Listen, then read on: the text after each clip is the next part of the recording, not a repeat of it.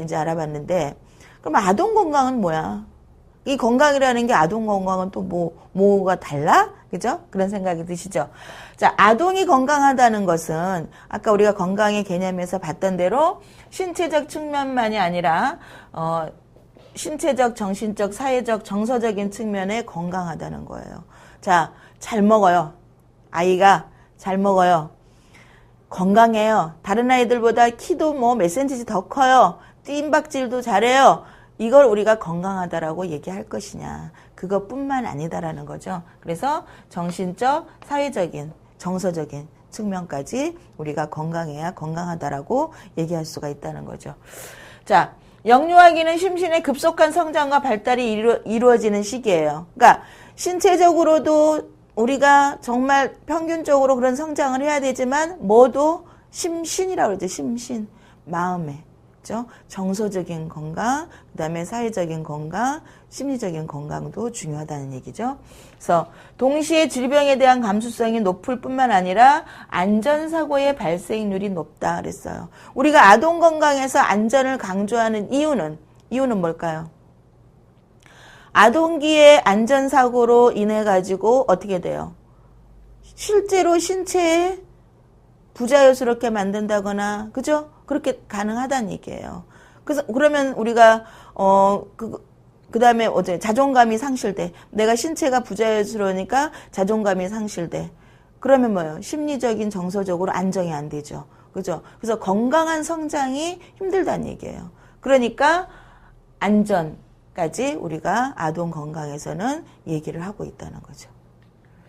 자, 영양이나 질병 유지의 신체적 개념에서 정신적, 사회적 개념까지를 포함한다. 자, 중요한 얘기입니다. 예, 중요한 얘기예요. 영양뿐만 아니라 질병뿐만 아니라 신체적인 거, 정서적인 것까지 다 포함하는 것이 아동 건강의 개념이다. 여러분, 여기에서는 요것만 명심하셔야 돼요. 그죠? 예.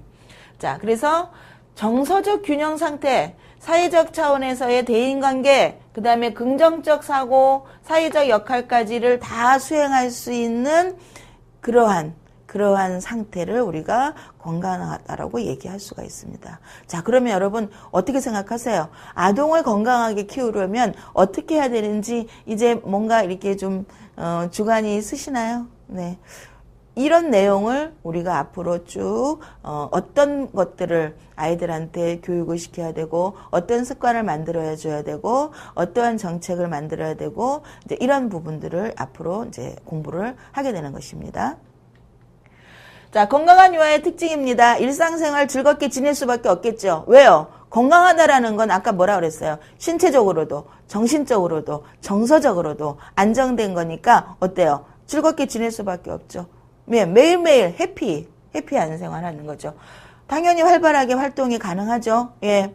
그 다음에 식욕이 좋고요. 잘 먹습니다. 소화 잘 시켜요. 배변 활동이 좋아요. 잘 자죠. 잘 자고요. 일어나고 나서도 잘 울지 않고요. 예. 질병에 감염되지 않아요. 예. 감기, 아이들 사실 아직 미성숙하기 때문에 감기 달고 사는 아이들 많아요. 그러나 어느 정도 연령이 되면, 이거는 아주 영아기 때는 어쩔 수 없지만 어느 정도 연령이 되면 쉽게 그런 질병에 감염되지 않는다는 거죠. 건강하다고 하는 건. 그 다음에 인지적, 사회적으로 연령 수준에 맞는 순조로운 발달을 할 수가 있다라는 거예요. 건강하니까. 그죠? 네. 그래서 건강한 유아의 특징을 알아두세요. 네. 자, 건강교육. 이제 그럼 교육이란 뭐냐? 건강이 과연 교육이 가능한 거야, 이게? 그죠? 여러분 그런 생각이 드시나요? 제가 지금까지 계속 강조했지만 건강은 뭐요? 변화 가능하다고 그랬죠? 예. 교육에 의해서 충분히 가능하다고 그랬어요. 그래서 무한한 가능성을 갖고 태어나는 아이들이다라는 거죠. 우리가 아동을 뭐라고 그래요? 미래 사회의 기둥이다. 뭐 이런 얘기 하잖아요. 그죠? 예.